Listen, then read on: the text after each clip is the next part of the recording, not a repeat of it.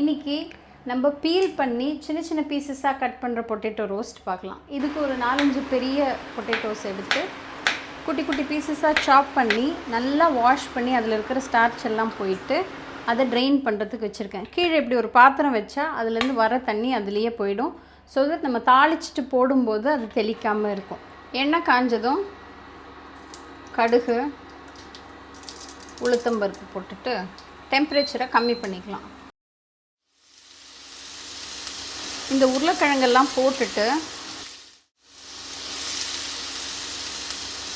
நல்லா கொஞ்சம் கிளறி அந்த எண்ணெயோடு விட்டுட்டு ஒரு மீடியம் டெம்பரேச்சரில் வச்சு ஒரு 5 மினிட்ஸ் குக் ஆகிறதுக்கு மூடி வச்சிடலாம். ஒரு 5 மினிட்ஸ் ஆகிடுச்சு. இந்த மூடியை ஓப்பன் பண்ணிவிட்டு உருளைக்கிழங்கு வெந்திருக்கு. இங்கே உடஞ்சது தெரியுதா? உப்பு மஞ்சத்தூள் எல்லாம் போட்டுடலாம். ஒரு 3/4 ஸ்பூன் குழம்புத்தூள், எந்த குழம்புத்தூள் இருந்தாலும் அதை போட்டுக்கோங்க. 3/4 ஸ்பூன் சில்லி பவுடர், ஒரு 5 கிழங்கு எடுத்துருக்கோம். தாராளமாக ஒரு ஸ்பூன் அளவுக்கு உப்பு, கடைசியாக பெருங்காயம். என்னதான் சில்லி பவுடர் போட்டாலும் அந்த அழகான கலர் வரத்துக்கு மஞ்சத்தூள் கண்டிப்பாக போடணும்.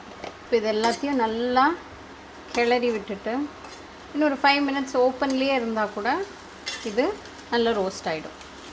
இப்போ நம்ம மசாலாலாம் போட்டு ஒரு 5 to 6 மினிட்ஸ் ஆகிடுச்சு.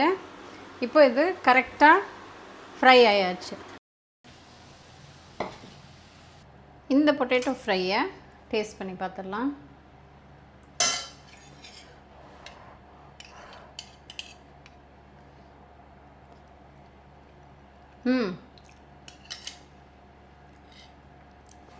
நம்ம இன்னும் டீப் ஃப்ரை பண்ணோம்னா எண்ணெயை ஊற்றி இன்னும் ரொம்ப நேரம் வைக்கலாம். பட் இந்த பொட்டேட்டோ ஃப்ரை ரொம்ப ரொம்ப சூப்பராக இருக்குது. This you can have with rasam sadam, thayir சாதம், சாம்பார் சாதம், எல்லாத்துக்கூடையும் பெஸ்ட் காம்பினேஷன்.